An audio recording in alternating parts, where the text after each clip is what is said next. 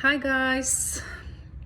So I've decided to share with you why I started feeling recently like speaking up about the political context in which we live in right now, even though never in my life was I any kind of a social activist for any cause. I'm just not the type. And the fact that I am recently so triggered by certain things, I find it interesting even to myself. But I know why is that, and that's why I wanted to connect with you on that. So I've noticed that whenever I feel such a need, such an urge to, to share something, to comment on something, is always when I think something is very important, not for me, not for my immediate, surroundings, the place where I live, not for the America right now, but for everybody. And that's kind of a pattern that I've noticed in myself, because this is only the second topic that I decided to comment on publicly. The first one was a couple of years ago when I commented on Facebook about the vaccination mandates for kids. And I wanted to mention, I was commenting on that, even though, as you can say, I had no gain in that. I just thought that, if I can make one parent question that decision and maybe make that parent, stop and take a step back and not give it to a kid, for me it was way more worth it than risking having maybe 50 people just to look at me like a radical, because this was serious. This was very serious. People are swiping this under the rug right now, but that was very serious, and there was a lot of serious consequences to it. Some of the people decided to acknowledge that. Some of them turned their head around and didn't want to see that, but that was serious. And at that time, I was commenting on that. And right now, I'm finding myself in another situation that I just cannot resist but comment on it. So I've recently started admitting, as I say, openly, consciously, and unapologetically about who am I going to support during this election, and that's Trump. And I see many people are surprised with that. That includes my Polish-speaking people. And that fact doesn't surprise me, because whenever I'm in Poland, I myself see the manipulation on the mainstream media. I see that myself. So I am not surprised, especially if somebody doesn't speak English and cannot really verify by themselves, right? Cannot listen to each of the candidates at the source. So this I can understand. But what I cannot understand is that those who speak English, who can easily verify, being so manipulated by the agendas and not looking at the facts. So I wanted to bring a couple of facts to your attention, and I'm not going to go over all of them, but just a couple of them to explain to you why this time I am so convinced that there's only one candidate that should be looked at. And again, I wanted to tell you, this election is such a crucial election. It's going to impact everybody and anybody, not only in the America, but worldwide. Everybody and anybody. Through war and peace, through the economic, things, through health related matters. It's so important. So let me just pick and choose a couple of things. So obviously, the most important thing is peace in the world, right? Most important thing. I'm just touching on it. Trump wants to finish this war. People are saying he should not be talking to Putin. No, he should be talking to Putin. Putin is a dangerous leader who should not be ignored. who should not be poked as he is for a long period of time, who should not be irritated and escalated, who should be treated seriously. He's not being treated seriously. Whatever is happening right now, sending money, sending weapons there, it's not going to put that war down, it's going to fuel it. So somebody needs to stop that. He's already met with Zelensky about that. I don't want to go into it. There's a lot of people who are covering that. But that's one of the most important things. I think he's the only person who is capable of stopping the war and maintaining peace in the world, and who really wants peace in the world, right? So that's number one important thing. Also, touching very briefly on another aspect, why not Kamala? Why not Kamala? Why not Kamala? I think that if you decide to vote for Kamala, if you get so manipulated, you are shooting yourself in the foot or in the knee, and that wound will not heal very quickly. Why? She has proven, she's in the office already, she has proven she's not for this country. Her actions are destabilizing the country. Nowhere, by no one, was I told as an American here, right, why the border was open. Nobody really knows. Was there any conflict in the war? Why they allowed so many immigrants? We don't know. I personally never heard anybody explaining what was the reason behind letting so many illegal immigrants in. But I also wanted to show you my personal perspective on that. Not only am I a woman, and the recent reports are showing that among those millions, 16 to 21 millions of illegal immigrants that enter the country, right, there is about 12,000 convicted murderers and 15,000 sexual convicts, which is very dangerous. It's unacceptable. I'm just lacking comments on that. But I also wanted to mention that I, in my work, see, and this is my personal perspective, nobody told me that this is what I'm seeing, when we're trying to get benefits for people, US citizens or legal residents of this country who need benefits. Right now, what I'm hearing from the people that I deal with at work, that people are not being granted benefits that they deserve because the funds were distributed to different sources, and that results in homelessness. So the cities like New York, the sanctuary cities, were so greatly impacted. They house, per mayor of New York, he said there's as many as 16,000 people a month coming to New York and being housed and, kept.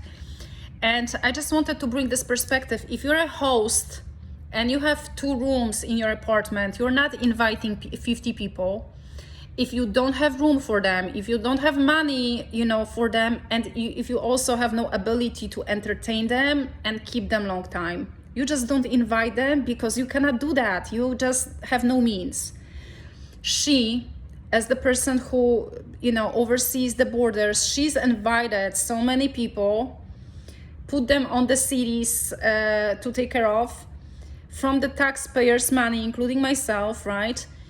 And washed her hands, right? So that's one of the reasons, but everybody's talking about that. But I also want to tell you something different. Economic aspects, very important, because the peace in the world, health and economic aspects. I'll go to health in a minute, but economic aspects right now. Trump wants to cut taxes, right, for American people. Kamala is announcing already that she wants to increase taxes, and she also, in one of the statements, like interviews, she said, and I'm paraphrasing, but paraphrasing, gone are the days in which Americans could be thinking about living their American dream. Gone are the days for the Americans to think about living their American dreams, meaning embrace for impact, because we're going to tax you, we're going to get you, we're going to tax you, and as World Economic Forum says, you will own nothing, and you'll be happy, right? But I wanted to explain to you what she's suggesting. One of her suggestions is unrealized gain tax. What that is. And I would be impacted by it, and everybody who is hoping to live a normal life in this country would be impacted by it. That means that for the homeowners, and she is offering to give 25,000 for the first-time homeowners, right? So somebody wants to buy an apartment or home, let's say it costs $200,000. She's giving them 25,000. Okay, great, she's so good, you know, it's easier. I only have to pay 175,000, right? Obviously, it's, you know. So you have the home right now, and let's say the next year, this home is worth not 200,000, but 300,000. So normally you would be happy, okay, great, you know, my home's value increased, but at the same time, you don't see this money because you don't cash it. This is not the money that you have. You pay the mortgage, you live in this home, that's it. What she's suggesting, that in that case, if your home's value increases, you have to pay 25% of that increase. So obviously, I give it as an example, you know, 100,000, it might be exaggerated. But in case of any increase, you have to pay 25% of it, so 25,000, right? At the same time, you know, you might not have money. So what do you do in that case? You sell the home. If the IRS is knocking on your door, hey, you owe us this tax. But also something very important, and I've dealt with that earlier this year because I was myself protesting the tax, the value of the home that was assessed by some assessors, and I didn't agree with their drastic increase in my eyes, you know, compared to last year. So I decided to protest. Turns out there was out of 500,000 homes in that county where I live, right? So out of 500,000 people, 200,000 were protesting because they were not agreeing with this assessment, right? So the question here is, who is this assessor who will be saying how much your house is worth? What if she says the following day, or somebody who she designates says your home is not worth 200, but is worth 500,000 right now? I mean, there's no guarantee for that. And that alone will impact everybody and anybody, because everybody who owns a home will be impacted, but those who own businesses who would need to be paying those taxes would also be impacted, and they would be increasing prices and putting them on you as their customers, right? People don't think about the basic economics. The market can be so easily manipulated. That's also, you know, there are different trends. If there's, you know, high demand, the prices of the homes are also increasing, right? If there is low demand, people are not buying. You know, the people who want to sell, they are decreasing the prices because they want to attract the buyers. It's so easy to be manipulated. The interest rates can manipulate the market, and that can be done by the government. So what she's telling you is basically you will be impacted, and you who is going to vote for her, you know, don't think that she's going to say, oh, you're not going to need to pay because you are a loyal voter. There's not going to be a tax exemption for you for loyalty. No, you will be impacted if you decide to vote for her. So that's one of the things. Not to mention, whenever she's asked for the economic plan, her responses are so off that I literally cannot take it. I'm just like shocked by her lack of competence. She's so grossly incompetent that I find it shocking. Like, in my opinion, Kamala Harris is insulting her supporters' intelligence, because other people, you know, like, I already see what she's saying. I'm not buying it. But those who are supporting her or who want to support her, she's really insulting their intelligence, and I wouldn't allow it. Like, if I was on the Democratic side, I would not allow to be treated like that. Like, I would not allow for her to think I'm so stupid that I'm going to buy into, you know, the stuff that she's suggesting. So that's one of the things. Her questions about the economic plan, she's responding, well, we have to care about democracy, we have to care about voting rights, and we have to care about people, for the right to love whoever they want. I mean, I'm blown away by lack of her competence. So that's one of the things. In her case, what's also dangerous is her, I wouldn't even say liberal, her stance on abortion and allowing late-term abortions. Just think about it. Just think about it. It's not about, I'm really far from, judging people's choices. There's a lot of, terrible choices and terrible situations, not choices, terrible situations that happen to people that push them to make certain choices. But at the same time, what she's suggesting to treat abortion as an easy way out, which I'm absolutely against. But late-term abortions, when you kill the 8-month-old baby fully developed, or 9-month-old baby, or if the abortion, was not successful and the baby was born, to let the baby die. I mean, it's inhumane. I'm not going to change my mind about that. All of the nonsense about the gender ideology, pronouns, it's such a nonsense. It is such a nonsense. It is such a nonsense. I just cannot understand. For me, and let me mention, I have 2 master's degrees.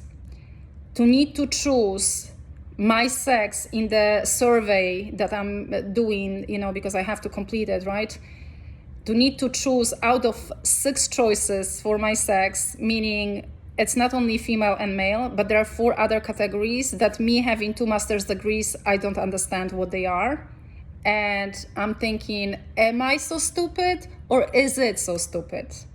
And I guess you know what my answer to it is. I don't think I am so stupid not to understand 4 other categories, gender categories, that I'm being offered, and I don't know what they mean. So this is a nonsense.